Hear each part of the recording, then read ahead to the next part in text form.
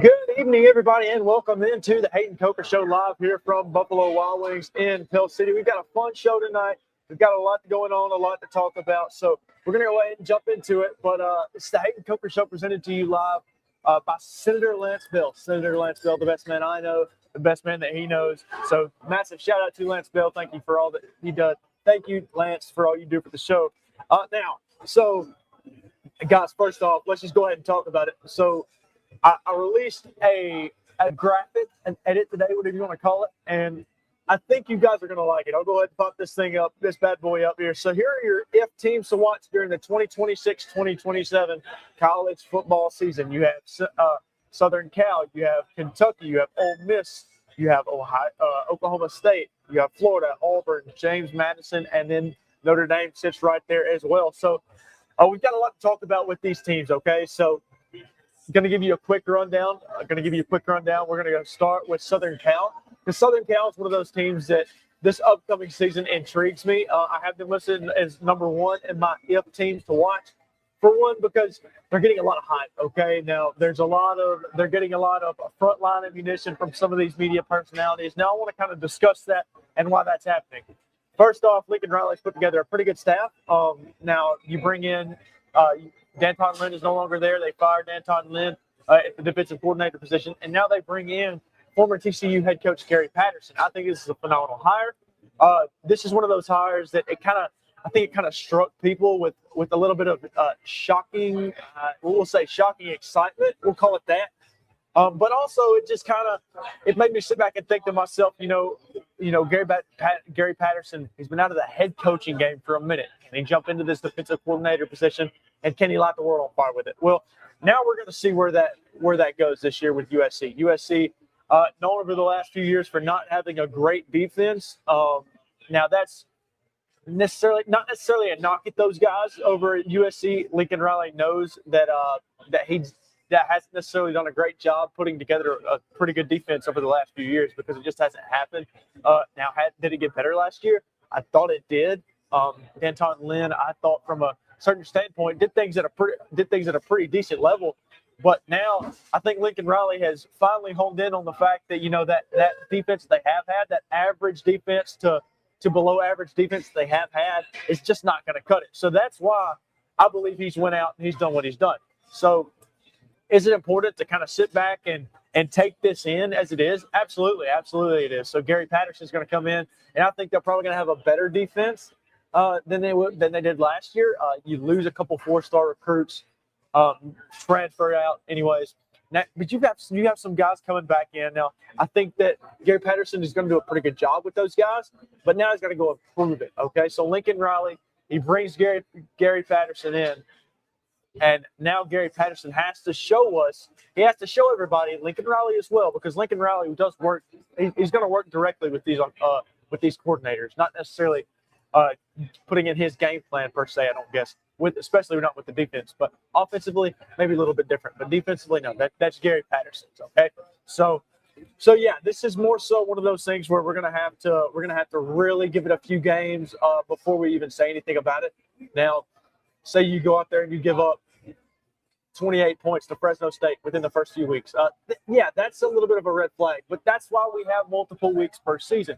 Okay, you're not going to perform the same in week 1 as you do in week 12. If you do, there's a little bit of an issue and it needs to be addressed. But that's not what we're really focusing on.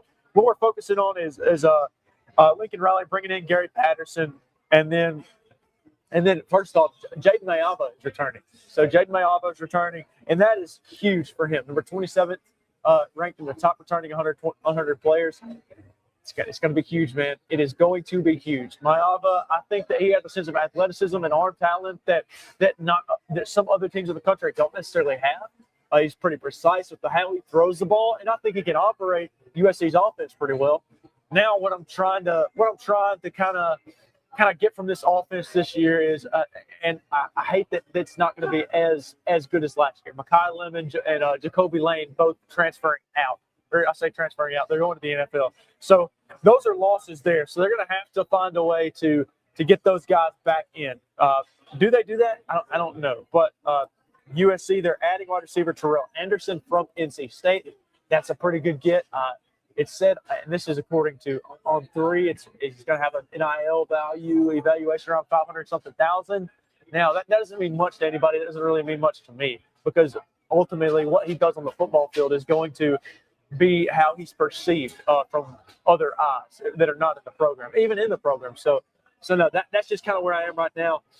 Love you, Marty Gaston. You are absolutely phenomenal, and you are the one and only. And I hope you're doing well, Marty. Hope Planet Fitness is treating you well, brother. I saw you doing the thing recently, dude. So heck yeah to you.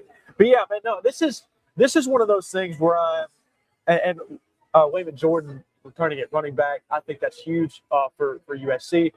You see what Wayman Jordan, not necessarily one of those guys that is just a bunch of eyes are on, but he's got some good to his game there, and that's why I think that Wayman Jordan, him coming back this year at that running back position, is pretty huge. Mekhi Lemon, one of those guys that you just don't really want to lose. Okay, now obviously he's going to go to the NFL draft, is going to better him as a player and whatnot, but if you really sit back and look at it, there's no coach out there that's going, man, I'd love to lose a player as good as him. It's just not going to happen. Now, maybe they're saying that in the good sense, like, man, I'd love to have a player to lose every year like that. That's just that good, that has that many eyes drawn to his name. But when it comes to this point and this part of college football, no, that's not really happening. Coaches hate to see guys go. Anyways, so yeah, USC is going to crack the top of that list for me, and I'm not necessarily after this. So I have a few more teams that I'm going to mention here, and we're going to talk about the Auburns of the world, the Notre Dames of the world. But we're going to start off with Kentucky now. Kentucky at that number 2 spot. I think that Kentucky, with the hire of Will Stein, I think is huge. Will Stein is one of those guys who highly touted when it comes to newer head coaches. Okay, he's a phenomenal coordinator at Oregon. Oregon actually going through it right now. They lost both coordinators to other college football programs. You have offensive coordinator. He's going to be the head coach at California, and now Will Stein, the DC, he's going to be the head coach at Kentucky. So I'm curious to see how this goes for Will Stein. I'm a big Will Stein fan, and I think that with the way that Kentucky has been over the last few years, they've been in need of a change.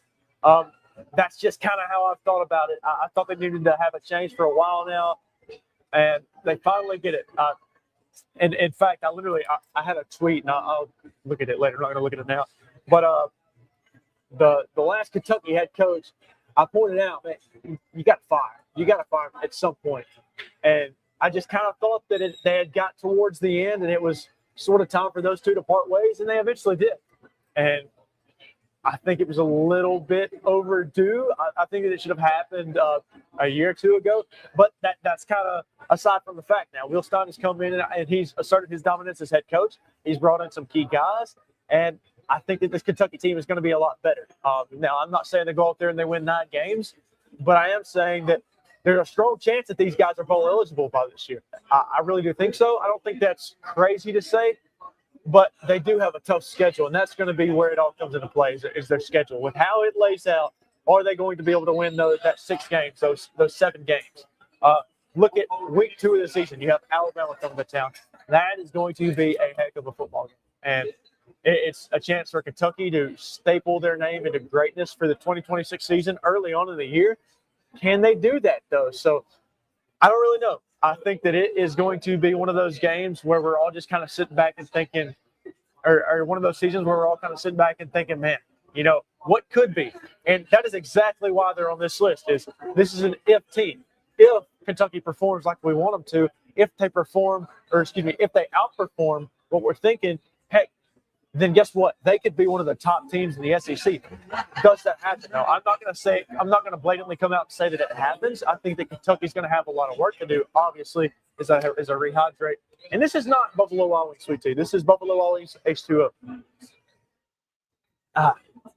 Massive shout out to the guys here, Buffalo Wild Wings in Pell City, for all that they do and let me record here each and every Thursday night that we do have a show. Now, also, massive shout out to Steel 174. Steel 174, the guys with Daniel, Dawson, and Bobby Willis. Those guys, they absolutely get it done. Just got finished with a really nice house, or approaching the finish line, and a really nice house in Steel.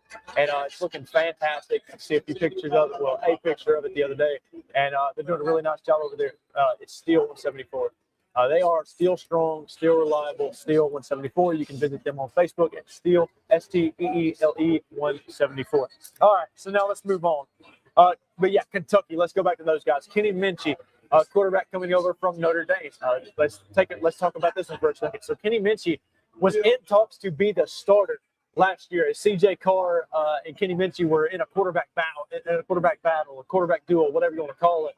Those guys were in a battle late in the offseason, and some people were even saying that Kenny Minchie, and it was even a report at one point, I can't remember exactly who reported it, but it was a report that Minchie had a strong chance to win the job. Obviously, CJ Carr goes out and he wins the job, and he actually has a really good season with Kentucky as their starting with Notre Dame as their starting quarterback. Now, Kenny Minchie, on the other hand, he's transferred out of the program this offseason. He's at Kentucky now, and he's one of the – I would say he was one of the more highly touted quarterbacks coming out of the transfer portal in the 2026 offseason. And, man, just in general, I think that this is absolutely huge for Kentucky. It's going to be a full scheme change. You bring a guy like Will Stein in, who's had a very successful offense over the last few years, look at what he did at Oregon, man. Just phenomenal numbers. The dude, and I'm not just talking about from a numbers standpoint, but from a scheme standpoint. Let's look at that for a second. So schematically, and all the moving pieces. You've got the motions. You've got the flats, and I'm talking about wide receiver routes. These guys, I genuinely think that are coming over from Oregon. I think they really have a solid chance to make a big impact on this program at Kentucky, and I think that they're going to do it this year. I don't think they win 9 games, but I think there's a strong chance that they make some noise in the SEC, whether that's have an upset or two. Kentucky's no stranger to making some noise in the SEC. They've done it 2 years ago. They upset Ole Miss when that was not supposed to happen. So these are things that happen with these sort of guys. So I'm telling you, watch out for Kentucky this year. I think they're going to be decent, and I think they got a chance to make some real noise. Now, Ole Miss coming in at the number 3 position. Now, Ole Miss, this is one of those teams that is honestly really going to make some noise this year when it comes to the quarterback position. Trinidad Chambliss, minutes before the show, was granted a what was it called? It's one of those injunctions. Let's see, I wrote it down here. What's it called? A preliminary injunction. So Trinidad Chambliss is going to be able to play football for Ole Miss this year as of now. So this is a preliminary injunction from what I last read before we came on the show, and he's eligible at the moment. So this is one of those situations where I'm really excited to see if it stands. I don't know exactly where this is going to go from here. This is one of those situations where I kind of sat back and thought, this kid's played football for 5 years. Is it time for him to go to the NFL draft? I certainly think he's good enough. He's shown that he can pick apart defenses, and he's extremely efficient with the ball. So is he going to go to the NFL? Well, that has come to naught. So he is not going to the NFL, which I thought was a little bit intriguing. I really thought that Trinidad Chambliss would be was NFL bound. He got denied his first round. Ole Miss turned around. They're going after the NCAA. And now Trinidad Chambliss has a legit shot to play next year. So I don't know. As of now, he has a legit shot to play next year. So we'll see how that goes. We got my main man, Greg Cobb, in the house tonight. But no, man, this is very interesting with how all this is going down. So Trinidad Chambliss, if he is legit able to play in the 2026 season, huge for Ole Miss. What's going to happen there with Deuce Knight? Deuce Knight, he can't transfer out now. He's there for a year. So I think this is going to be very, very interesting. Deuce Knight, he transferred into the program from Auburn, maybe possibly expecting to get that starting job.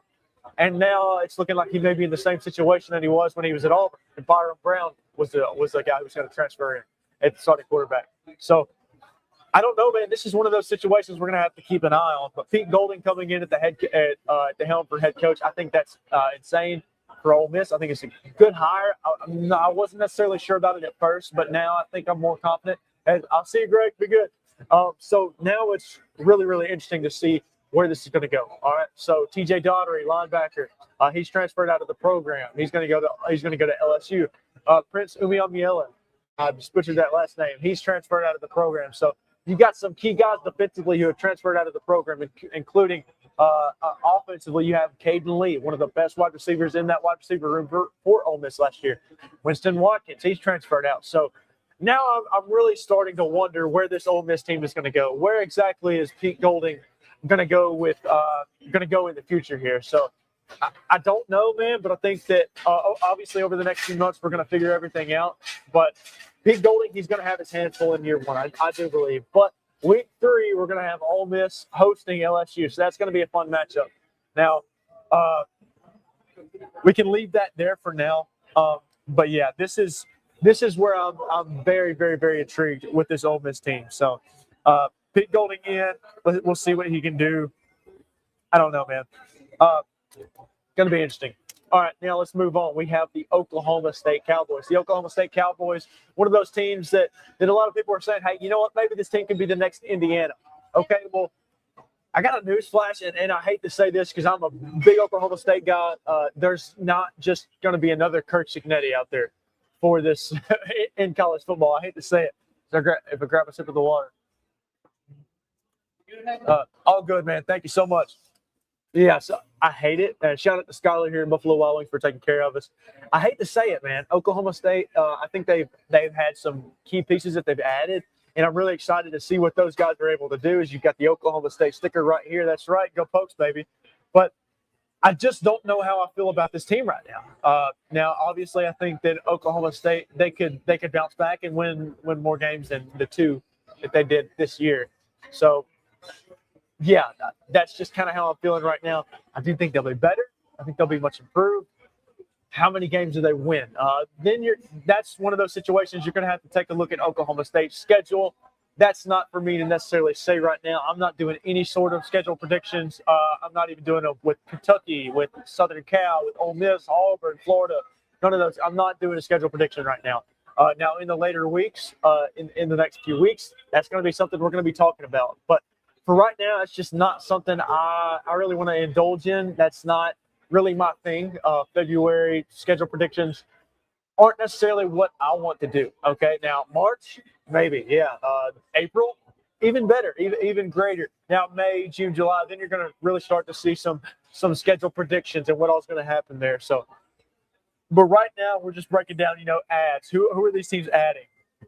But Oklahoma State, man, they're going to be one of those teams. They do lose Shamar Rigby, wide receiver. He transferred to Wisconsin. You lose Hudson. You lose Haney at Hoss Haney. So I think that's a big loss there. But you gain Drew Mestemaker. You gain Wyatt Young. You gain Caleb Wilson. You're gaining some key pieces from North Texas. You're bringing some guys in that I think are going to be pretty good in other places. Israel Polk, wide receiver from Akron. I think he's going to be a key piece of this Oklahoma State offense. You added the offensive line. Defensively, I think is going to be where this team is really questioned. But you're bringing in some key pieces. So I'm really curious to see how Oklahoma State does do in this new system next year, offensively and defensively. I think that Drew Mestemaker and this offense for Oklahoma State can really make some noise. Eric Morris, head coach for Oklahoma State, I think he has a legit shot to be a head coach of the year candidate. Now it's all about seeing how these guys put it together. Okay. Now I'm not saying that they should put it together year one and it just automatically click. That's not what I'm saying. What I am saying though is that these guys have a legit shot to do so. And I'm not comparing to Kurt Cignetti. I'm not. But what I am saying is take a look at what Kurt Cignetti did in year one, in year two. It was an automatic turnaround. I'm not saying this team with Eric Morris at the helm does that, but I am saying that this team with Eric Morris and company, Drew Mestemaker, those guys can really make some noise in the Big 12. I think that Caleb Hawkins, I think he's going to be one of those guys offensively at the running back position who makes a lot of noise, who's going to be in talks for some awards toward the end of the year. Wyatt Young as well, he's going to be in some talks as well. So you get a bunch of high profile transfers into a team like Oklahoma State, who absolutely struggled in every aspect of the ball last year. You're going to see some positives no matter what. I hate that Hoss Haney transferred out of the program. I really, really do, because I thought that he could contribute to this team in some way. Now I say that sitting back and looking at it, where would he contribute, in what way? I don't necessarily know that. I know that Hoss Haney is an athlete. He was one of the quickest players on the field at all times when he was on the field last year. Now, granted, he did break his ankle in week one. Now, I absolutely hate that. It just was not a pretty sight to see at all. I thought he played some really good football before he ended up going out of the game. He made some noise. He had Oklahoma State fans on their feet. But now he's transferred out of the program, and he's at Colorado State, which Jim Mora, who was the head coach at UConn, is taking over there now. So I like the move for Colorado State. I think they're doing a lot good with that program over there. Hoss Haney's where it starts, okay? Jim Mora is where it starts at the head coach position. Hoss Haney is going to be a really good key add for that Colorado State Rams football team. So now moving on from Oklahoma State, I think they'll be good. That's why we have these guys on the if list, because there's a chance, like we said, there's a chance that they're on this list for a reason. They're on the ifs list for a reason. Now, we're going to carry on the ifs list for a hot minute. We're going to continue to bring it back, and we're going to highlight these teams as the year goes on next year. But for now, we're just going to take a minute. We're going to really digest these teams and see what all they have to offer. Now, Florida's one of those teams that I think can make a lot of noise this year under first-year head coach, and this is one of those guys. This is one of those teams where they have a legit shot to make some noise. Do they though? I don't know. You bring in Aaron Philo, quarterback from Georgia Tech. You bring in Eric Singleton. You've got some really good guys coming into this Florida program. You've got Emmanuel Oyedebajo he's coming in from Jacksonville State on the defensive line. He's a really good key add for this Florida team. You've got some guys coming in at the secondary position, the wide receiver position. I really think that they can make some noise. You get a key transfer from Kentucky at the DB position. So I'm really curious to see how this Florida team does. I think that Florida, they have pieces that can really skyrocket. I don't think that they win 12 games this year, 11 games, 10 games, 9 games. But I think that with the head coaching change, they are destined to at least be a little bit better than what they were last year. Now, I hate it because I was a big fan of Billy Napier's. But for whatever reason, they could not put it together. Offensively, it was just atrocious last year. I'm curious to see if they can put some pieces together this year and really make it work over there in Gainesville. I think they can, and I think there's a lot to talk about around that program whenever the college football season rolls around. But is that something that happens right now? And can I firmly say that I think this team wins 8-9 games this year? No, I don't. I don't think they can do that. I don't think Kentucky can do that. Those are two teams in the SEC that are going to have to try and combat all this talk with a quick turnaround. If they do, congrats to them. But I just don't necessarily see it happen. So it's just one of those things, man. Also, massive shout out to the mom. I don't believe you could see that. But this right here says Hayden Coker Show. So shout out to Robin Cash. You are the absolute best, the GOAT, as some would say. But yeah, man, no, this Florida team is one of those teams that I really think they can compete and they can make noise against other teams this year. That's the problem. I can sit up here and bark and say I think all that I want to, but at the end of the day, it's going to come down to the play on the football field in August, September, October, November. Heck, maybe even December. We'll see where Florida is at that point. But yeah, man, as much as I'd love to sit here and say that this Florida team wins, 10 games a season, it's just not going to happen. And especially right now, that's not what I see happening. So obviously, it sucks, but we will see over the next few months. Well, I say next few months, over the next 8-9 months, how that goes. But yeah, man, this is. Now we're going to really get into it here. So we have Auburn. So Auburn's one of those teams you get some key adds, and Byron Brown's one of those guys who is the guy that everybody's highlighting for this Auburn team. He was the number one quarterback coming out of the G5 level. He comes up to Auburn, follows his head coach Alex Golesh from USF. Now Alex Golesh, what is he going to be able to do in year one? Okay. Tough schedule. You got one of the, I believe it was On3 posted it. You got one of the top 10 hardest schedules in the country. That's just tough for them. Okay, you got some SEC teams up there that are up there for toughest schedule in the nation. Arkansas is going to be up there, but Ohio State obviously I think is going to take that cake this year. You've got 4 or 5 really good games that you could say, man, I don't know which way this game is going to go. So yeah, especially with how good Ohio State is. And how they build their roster. You look at what their schedule has been in the past. It hasn't been necessarily the hardest in the world, okay? That icing is a little old. You know what I'm saying? It's not very good.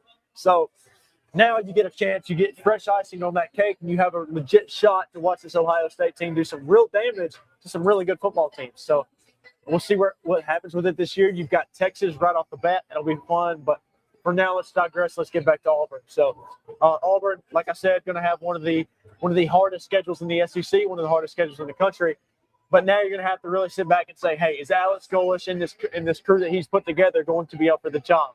Look at what his offense did at USF. You talk about an offense that averaged over 40 points per game, an explosive offense, and I think that this is an Auburn football team now that has all the pieces offensively now, that has all the pieces offensively to really do something special. Now, I'm not saying win 12 games, but I think that they could insert themselves into that 7-win, 8-win year under year one in Alex Golesh, or in year one under Alex Golesh. So if you want to call it special, you can. I call that special because, for one, it's a first-year head coach that's coming from a G5 program, which, by the way, Kurt Cignetti did too. And now you got to see what's going to happen, man. There's a lot to talk about when it comes to this Auburn football team. Now the main ask is, can those guys get it together, and can they put it all together and make it work as an 8, 9-win, 10-win football team? So that's going to be what we're asking ourselves when it comes to September, October. So yeah, that's where I have Auburn at right now. I think that they could legit have a chance to make a little noise here. But also I think they've got to watch out for being in that deep water of maybe 7, 8 losses, okay? Because I legit think that there's a chance there. So the more that happens with this Auburn football team, I think that the more negative it's going to come out of it. But that's just where Auburn is right now. But Auburn's going to be fine. I think they will be fine, and I think there's a lot to say about Auburn right now. Now, when it comes to September and October, when we're looking at these teams and we're saying, hey, you know what? Maybe this Auburn football team isn't exactly where they need to be right now. We can have a separate conversation.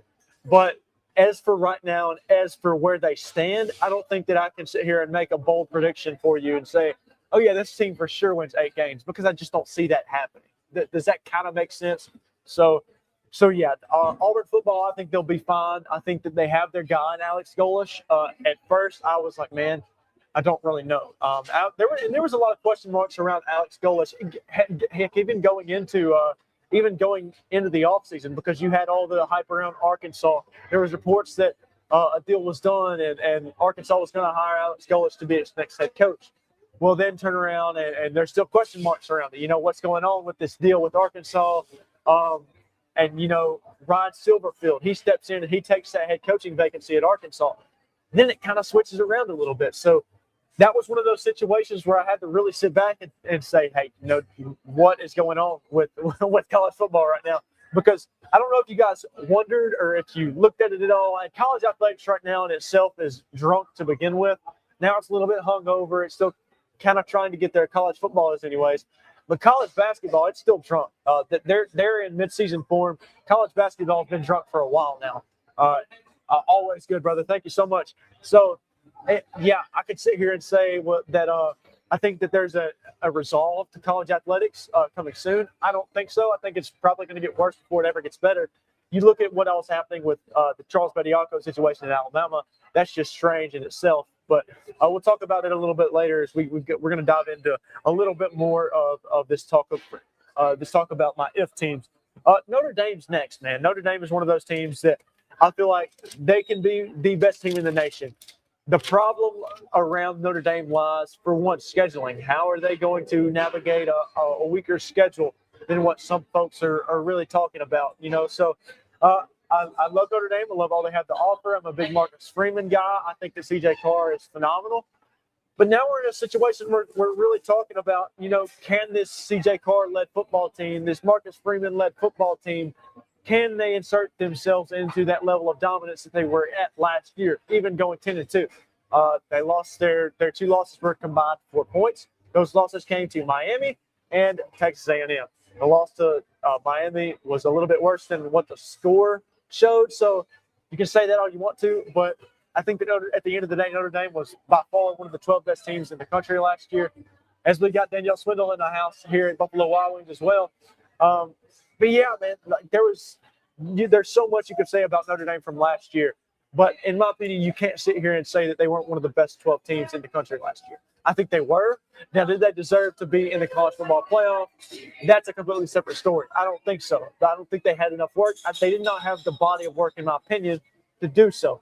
Now, people can sit here all they want to and say, oh, they were 10-2, they were 10-2, they were 10-2. They won the games they were supposed to. Well, yeah, they won the games they were supposed to. They didn't really have the chunk of their schedule that people were arguing should have been the chunk of their schedule that people were arguing about were the 2 losses. And I don't think the quality wins were being taken into context as much. And why is it so? Well, because there was really only one other quality win, and that was the USC. So that's just kind of where I'm getting from that situation. You can say how you want to about it, but that's what I have from Notre Dame. This year, though, I think with C.J. Carr coming back at the quarterback position, I think with the addition of Keon Keeley to that defensive front for Notre Dame, I think that they can really make some noise. I think they're going to be one of the best teams in college football. And right now, I would say if I had a top 10 out, a way too early top 10 out, I would have them fringe top 10 at 8, 9, or 10, somewhere around there. So that's just what I feel about Notre Dame right now. I'm not going to sit here and say that they're one of the best teams I'm not going to sit here and say they're a top 5 team in the country. I think they could be towards the end of the year. But right now, I just don't think so. That's not necessarily where I'm at in my thinking with Notre Dame. But for sure, the Fighting Irish, in my opinion, the Hayden Coker Show, they're in prime position to have a good year. Now, massive shout out to Senator Lance Bell for sponsoring the Hayden Coker Show. This has been the Hayden Coker Show presented to you by Senator Lance Bell tonight. We're live from Buffalo Wild Wings, and massive shout out to Steel 174 and the crew there. So thank you to all of my sponsors, Steel 174, Senator Lance Bell, Buffalo Wild Wings. We still got a little bit of show left, but had to give some love to my guys, Steel 174. Those guys can build a house like no other. They just got done building a house in Steele, Alabama. It looks phenomenal. Got to see a picture of it the other day on Mr. Daniel Welch's Snapchat story. It looks phenomenal. So go over to the guys at Steel 174. That's STEELE 174 on Facebook. Those guys are still strong, still reliable, Steel 174. So go over to those guys on Facebook, and they can get you going. So yeah, if you want to get a look at the what ifs again, this is the if teams to watch for the 2026-2027 season. I'll bring this back, and we're going to look at it throughout the course of the year. Next year, James Madison is that final team, and that literally comes with the addition of Billy Napier. And I think this is a phenomenal hire by the Dukes. And I think with the way that the program has kind of, been the last few years, Billy Napier is probably going to have a really good coaching job here, and he's probably going to go back up to the Power 4, Power 5. So. Or Power 4, excuse me. So whether that's the Big 12, whether that's the ACC, whether that's, maybe even a lower tier Big 10 or SEC team, I don't know. But I think this is one of those spaces for JMU and Billy Napier that I think that Billy Napier can really capitalize on this moment and take his stock up to another level. Obviously, people are going to say he didn't do a great job at Florida. That's just one of those things that it was a negative, and I hated to see it because I think that Billy Napier is one of the better coaches at the G5 level right now. And I think that Billy Napier is going to do a good job at JMU. But I'm not going to lie to you. Yeah, the tenure at Florida, did it have its ups? Did it have its downs? Absolutely. But you have to sit there. You have to kind of be honest with ourselves at some point. Like that was also a Florida team that they went through a lot of struggles. DJ Lagway wasn't necessarily what he was supposed to be at some point. Now he's out of the program. He's at Baylor. You're going to have Aaron Philo come in and be the quarterback there for Florida. So, yes, a lot of question marks around this program here at Florida, but I think that there's also a lot of positives. There's going to be some positives.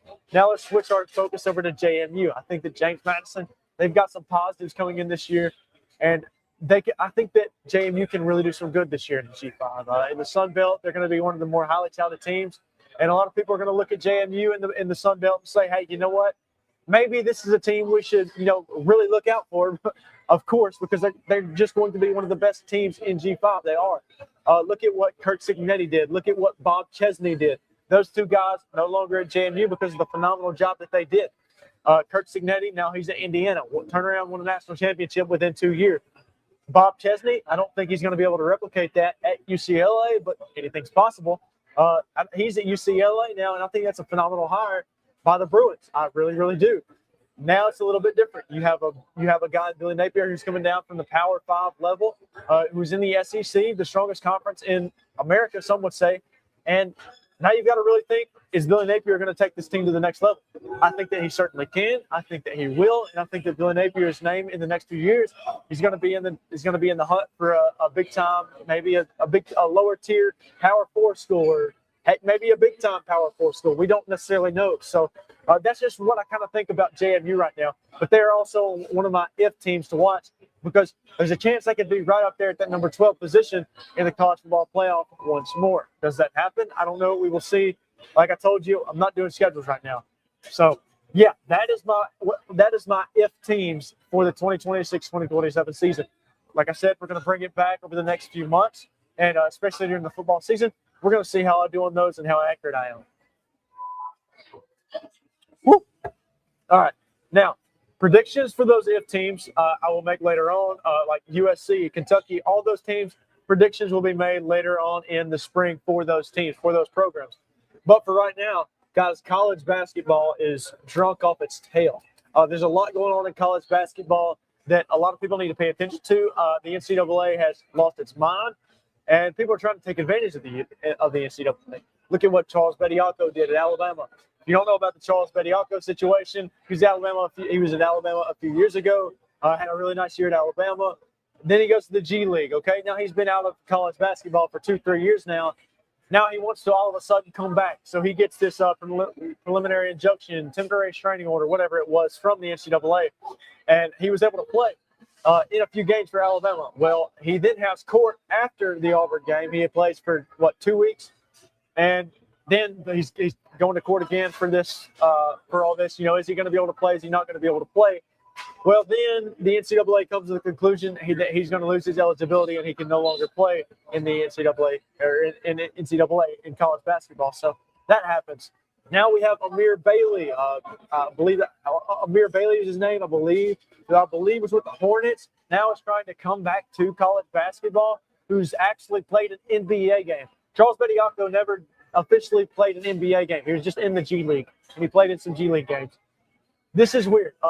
Amari Bailey it is, not Amir. Amari Bailey comes back, and now he's had the opportunity to play college basketball. He literally visited Grand Canyon the other day. He went to Grand Canyon University on a visit. What is going on with college basketball right now in college athletics? It is absolutely insane. It's absurd, man. It's absurd.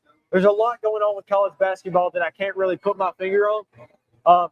But that's also just a testament of how different college basketball and college football is, or college football are. So I don't think there's ever going to be a situation where an NFL player is going to be able to come back to college football. I just don't see that happening, especially because college basketball kind of was what we can say the scarlet letter for it, I guess is what you could call it, the facade, if you want to say. So college basketball was our test dummy. And we've tried to see if a college or an NBA player and a G League player could come back and play in college basketball. Well, they did for a little bit. We've got another one trying to come back. Is it going to continue to happen? Well, if this continues to happen, guys, there's a chance that it happens within the NFL and college football. I just don't think it's going to happen. I think that college football is a little more protected to a certain standpoint. Now, when it comes to eligibility and the ninth-year seniors and all that jazz, that's a little bit different. Now, I think the oldest player in college basketball that we know of has been Chad Becker-Mazzara, which is in his ninth year. He's 26 years old, 8th year of college basketball, something like that, 7th year maybe. But he's 26 years old and he's still playing college basketball at USC. So that's a little strange. But like I said, I think that college football is a little more protected to a certain standpoint. Now, obviously that can be argued, but I don't know. It's weird. That's not for me to decide. But I got to hydrate real quick. 1 second, guys. Oh, man. The water just tastes better in my Hayden Cooper Show water bottle. Yeah, it just does. For whatever reason, I could not tell you. It just tastes better. But, yeah, man, this is one of those situations with college basketball that's very, very weird. And another reason you can sit here and say that college football and college basketball defer, let's take a look at Texas A&M, for example. Now, we can sit here and say, oh, yeah, but look at first-year head coach Kenny Dillingham a few years ago at Arizona State. He turned the program around, man. He went from a 3-win team to a 9-win or 10-win team, and then made the college football playoffs in year one. So crazy, absolutely. So then now let's take a look at Kurt Cignetti. He turned around, won national championship in his second year. So I think that's insane. I think it's weird. but also I think that it differs a little bit from college basketball. Let's take a look at Texas A&M and the Aggies. Bucky McMillan, Bucky Ball. So we have Bucky Ball coming over from Sanford this year, and he was a college basketball head coach at Sanford. Now he's the first-year head coach at Texas A&M, and he had this team sitting right now at 17-7. This was a Texas A&M basketball team that was knocking on the door of the top 25 just a few weeks ago. Now it's a little bit different of a story. That's not necessarily something we're saying anymore. Why is that so? Well, because they've got the meat of their schedule. They've lost to some pretty decent college basketball teams. So now they're 17-7, and they keep falling down the ladder in the totem pole of the SEC rankings. So is that going to continue to happen? I don't know. But that's one of the reasons that I like to point out when it comes to the differences in college basketball and college football. Obviously, you're going to have the roster differences and all that, the NIL differences and everything. But it's really, really strange how some of this happens. You have G5 head coaches or heck, even Power 4 assistants being the coach at maybe some other Power 4 programs. So look, for instance, Jay Lucas with Duke. He was with Duke last year. Now he was assistant to Coach John Shire. Now he's at Miami, and they're absolutely killing it. So that is just to me one of the reasons that makes college basketball so great. You have the mid-majors upsetting these Power 4 conferences, Power 5 conferences on a consistent basis. Big East is still a power conference in basketball, by the way. Don't forget that. So it's so interesting, man. And it's one of the main reasons that I've really gravitated toward college basketball over the last few years. I think that college basketball is right there behind college football, in my opinion. Obviously, I think that there's no one that can – I won't say close. I don't think there's anybody out there that is like right there with college football. Now, behind it, yeah, sure. But to me, college football that's my number one. That's what I love to talk about. That's what I love to cover. College basketball, it's up there, especially when it comes to March. Now, we watched a little bit of it right now, and we're trying to get into it and learn some of these rosters, and we're trying to learn, some of the news with, Betty Ocko and Amari Bailey and all that's going on. But like these mid-majors in college basketball, the Utah States of the world, the High Points of the world, the Miami Ohios of the world, which, by the way, is the only undefeated team in college basketball. It's just that's so cool to me. And over the last few weeks, I've really got to witness that. They're a second place, but none comes first to college football, as they are the absolute king, in my humble opinion anyways. So yeah, that's just where I kind of stand right now. But, guys, if you haven't watched college basketball any recently, if you're struggling to get on board with it, if you have it on in the background, guys, watch it, man. Watch it. There's upsets happening each week, almost every day, really. There's a lot of mid-major ball happening that's really, really fun to watch and keep up with. There's a lot of lower-tier Power 4 conferences, Power 4 teams that are really, I think, could make a push for their Power 4 conference championship when it comes to tournament time in early March. So, yeah, man, that's all I got for you tonight. That is just continue to watch college basketball and try to get in on it, man, because it is, to me, I love it. It's one of the best there is, and I think that there needs to be more eyes on it. Obviously, in the South, that is something that in the South it's a little more predominant, football's a little more predominant, and up north in states like Indiana, Ohio, Michigan, you have your Wisconsins of the world. Even your northeast, it's more basketball's more predominant. But yeah, that's just how it is, man. But anyways, I'm gonna go ahead and get out of here, guys. Y'all have a phenomenal night. Massive shout out to Senator Lance Bell at Steel 174, and along with Buffalo Wild Wings. Thank y'all so much for tuning in, for enjoying. I really, really appreciated it, and I've enjoyed this ride. It's been fun so far. So let's continue to kick tail. Let's eat a W on our way out, and guys, let's have a heck of a weekend, man. We've got some college sports happening. We have some high school sports happening. You've got some regional games. You have area games. So yeah, man, get out there, go watch some high school basketball, support it. Some other high school sports out there. Y'all take care. Y'all have